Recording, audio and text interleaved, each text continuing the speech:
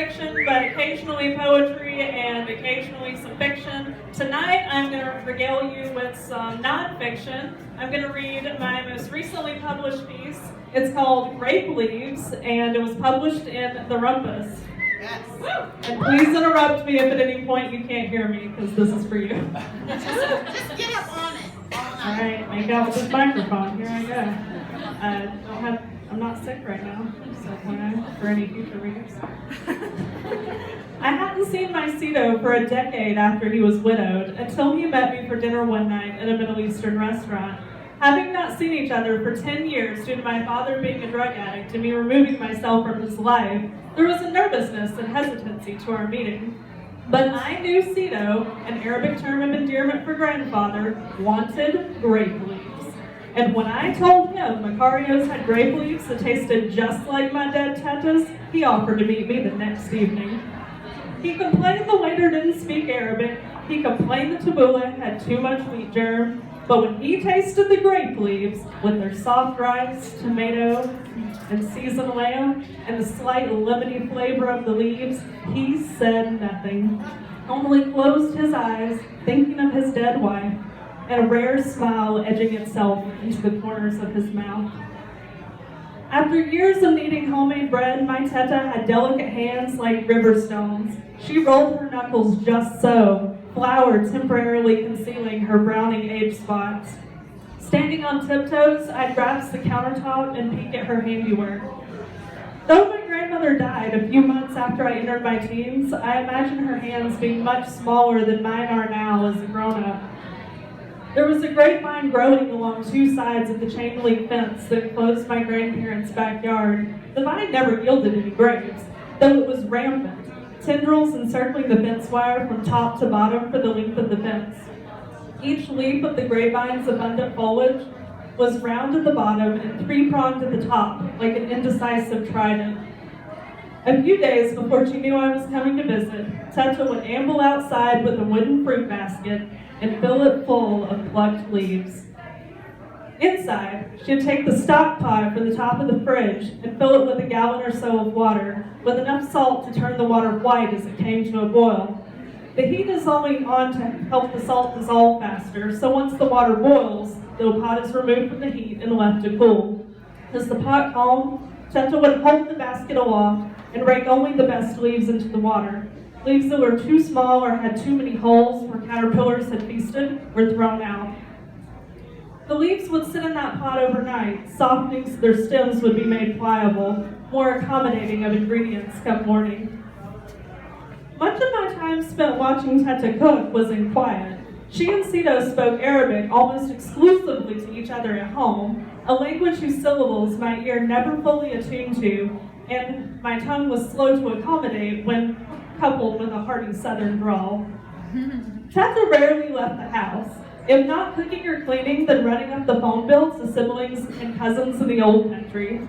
Cito brought her across oceans, across continents, to come to the U.S., finally stopping in Alabama, of all places.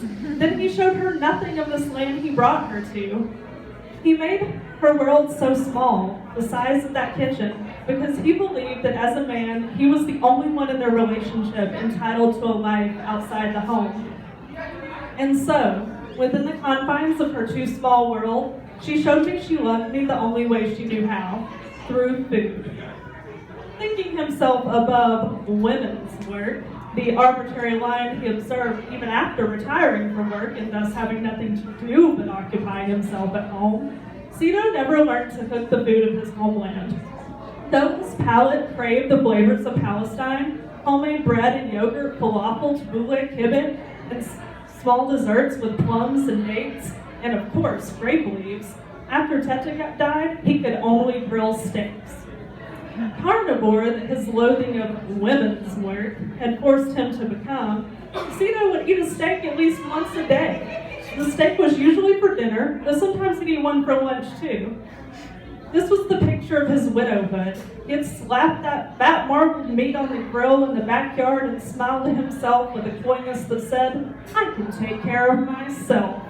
But even the neighbors, who grinned from their porch when they saw him grilling, knew better.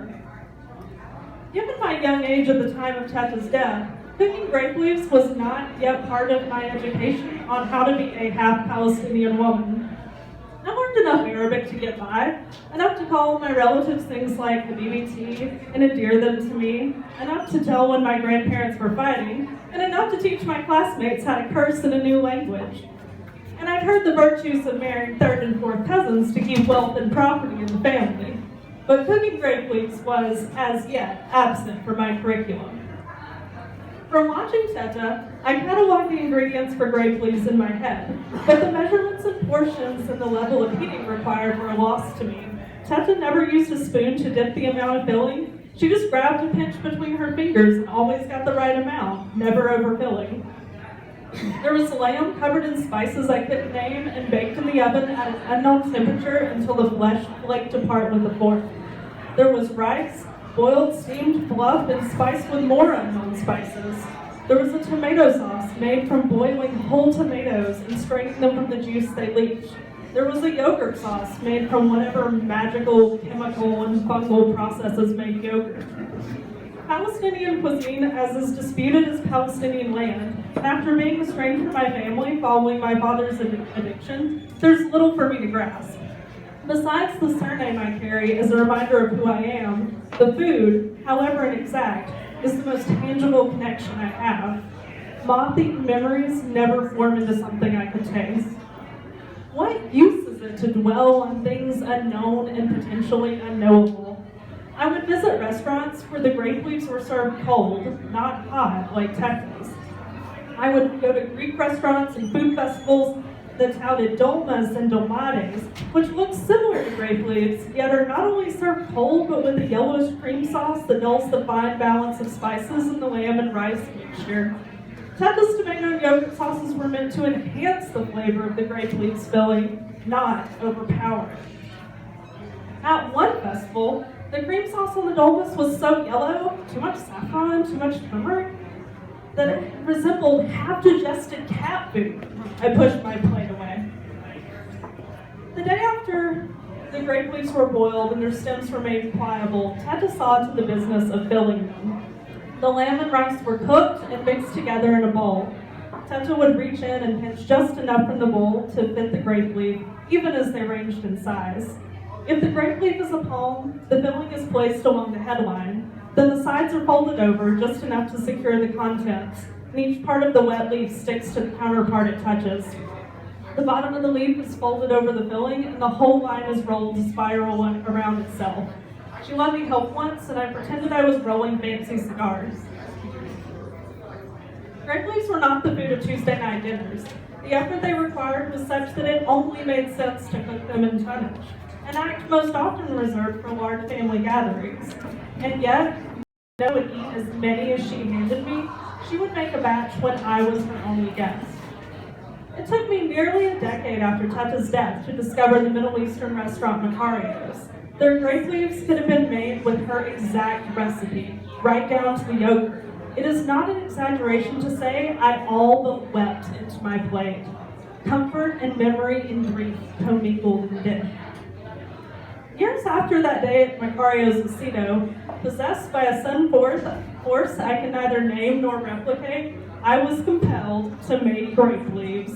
Not being much of a cook, as I prefer the ease of microwavable meals, I doubted my grape leaves would taste anything like Teta's, no matter how well any seemingly authentic recipe was followed.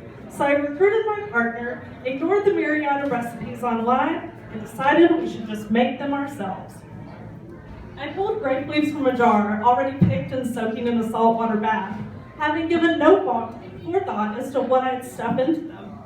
The leaves looked so waterlogged, so sad and limp and gray, nothing like the resilient perky leaves on Teta's fence. And as quickly as my urge to make grape leaves had come on, so did the disappearance of my confidence. Simply put, I lacked the ability to make them. This worsened when it was discovered we had run out of rice, which, secondary to the eponymous ingredient, is the most important part of the dish.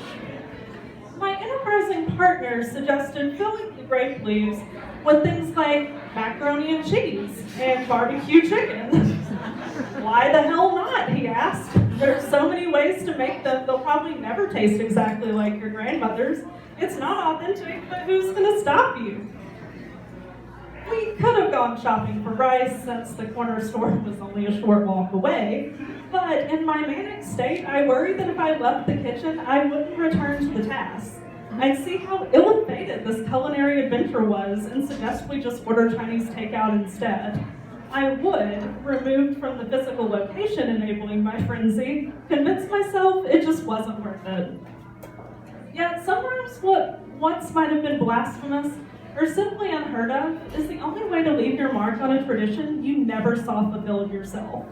Authenticity, quote unquote, is such a poor descriptor for things with a oneness in the sum of their parts. I'm only half Palestinian, I'm not authentic myself. The week before making the Grape Leaves, a fusion restaurant opened in the neighborhood with sushi-ritos on the menu. It was sushi ingredients and the convenient papoose of a flour tortilla. There are other dishes like these, like nachos and quesadilla or queso pizza, for instance.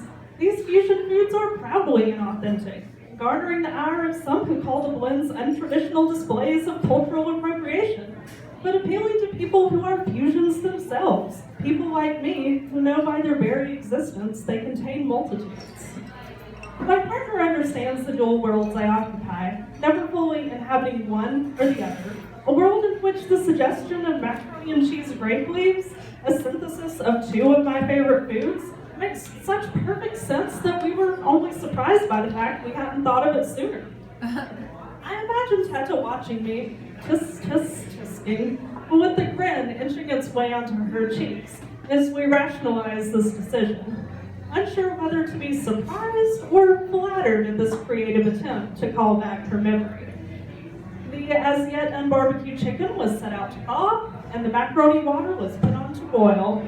I can take care of myself too. A few weeks after our dinner at Macario's, I tell Cito I'm applying to graduate school. His eyebrows lower in confusion and he tilts his head to the side like I'm something beyond all comprehension. He asks me what I need with more school when I can have a husband. He doesn't understand that I have more oceans and continents to cross and more love to give than my tenuous culinary skills will allow. He finds it unfathomable that I wouldn't want a life like the one he gave Teta and wouldn't want a husband who would treat me like he treated her. He doesn't see that I couldn't love my future husband who I hadn't met yet, if I couldn't live with myself. He thinks being the provider in the relationship is enough, as if merely ensuring one's physical survival is the perfect expression of love. I met the man I would marry, and we moved to his hometown in Ohio, leaving Alabama and my Palestinian family a 9-hour drive behind us. In the spring, we bought a Cape Cod house that could be considered cute when all traces of foliage were still dormant from the winter cold. Later, the flowers of summer arrived, and then the vines of fall. Vines twisted themselves around the drain pipes, the porch column, and the trellises with my partner's hop plants. We cut, ripped, and sprayed. We reclaimed the parts of our home that the vines wanted to take from us.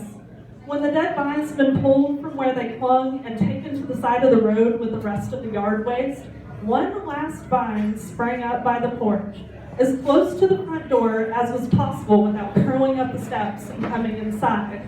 Its tendrils pointed skyward, as if in greeting to all who entered the house. Unlike the vines with the bright green, heart-shaped leaves we've been battling, this one was darker green and shaped like a chubby trident. That one's a wild grapevine, our neighbor and expert horticulturist told us. It's an invasive species. It'll take over if you don't kill it. I remember the grape leaves my partner and I made in his old apartment, the one stuffed with mac and cheese and barbecue chicken. We rolled those grape leaves late into the night, baking one batch in the oven to ensure the chicken cooked and the cheese melted while continuing to roll more. We made 4 casserole dishes full, pounds of them blended together in the trays so the ones with different fillings were indistinguishable from one another. We liked the surprise of biting into the fat-fingered leaves, not knowing which one we were going to get. They were, of course, nothing like my tetas. The barbecue dried out the oven. though the mac and cheese remained creamy thanks to the chemical wonders of Velveeta. Although the latter tasted good in its own way, the texture took some getting used to. There was an initial impetus not to like our grape leaves no matter how they tasted. The vestiges of what is traditional and authentic lingered. After dinner, we'd put the remaining 3 pans of grape leaves in the freezer and then forgotten them in the move. I imagine the landlord throwing them out, having no idea what sort of food they were, or even if they were edible. Perhaps he thought, as I once did, that they were fancy cigars. I thanked my neighbor and assured her I wouldn't let its native species live. But later, I pretended to forget and let the grapevine grow. We lived in the house for a year when another winter was waning into spring. The curls of the grapevine enlivened and bounced from their dormancy, growing up and outward. A strand tangling itself about the bottom of the porch step and reaching toward the road. The grapevine is both plant and memory, ivy and nostalgia, creeper and reminiscence, invasive species and welcome guest. Not one thing, but many, a multitudinous life. Thank you.